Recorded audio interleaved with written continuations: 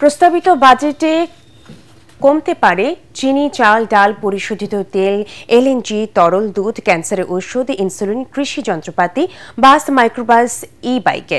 তালিকায় রয়েছে আইসক্রিম, বিদেশি পোশাক ও জুতা এবং গাড়ির বিভিন্ন অংশ।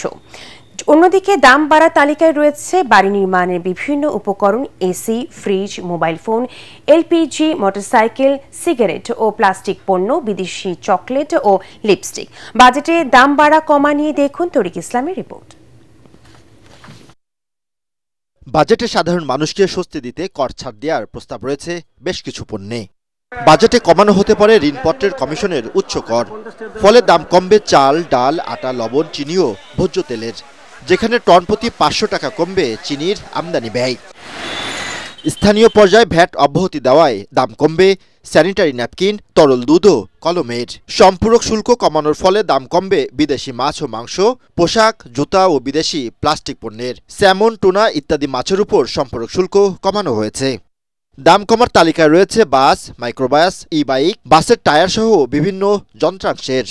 ভ্যাট অব্যাহতি থাকায় দাম কমবে বড় আকারের মনিটরের। এছাড়া দাম কমার তালিকায় রয়েছে এলএনজি, তরল দুধ, ক্যান্সারের ওষুধ, ইনসুলিন ও কৃষি যন্ত্রপাতির। বাজেটে রাজস্ব লক্ষ্যমাত্রা ধরা হয়েছে ৫,৬৩,০০০ কোটি টাকা। টানা সপ্তমবারের মতো বেস্ট টিস্যু পেপার ব্র্যান্ড হিসেবে স্বীকৃতি পেয়েছে বসুন্ধরা টিস্যু।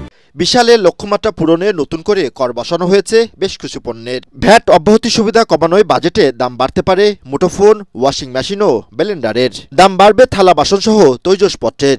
তবে ভ্যাট ছাড় দেওয়া হয়েছে পরিবেশ বান্ধব তৈজসপত্রের।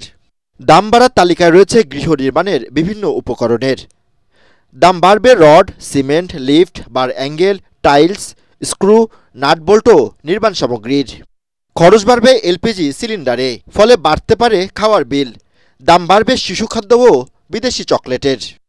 বাজেটে দাম বাড়ায় তালিকায় রয়েছে সিগারেট, ফ্রিজ, শীতাতপ মেশিন, দেশি বিদেশি আমদানিকৃত গাড়ি, খেলনা, মোটরসাইকেল ও ইজিবাইকের যন্ত্রাংশের, যা কার্যকর হবে ১ জুলাই থেকে।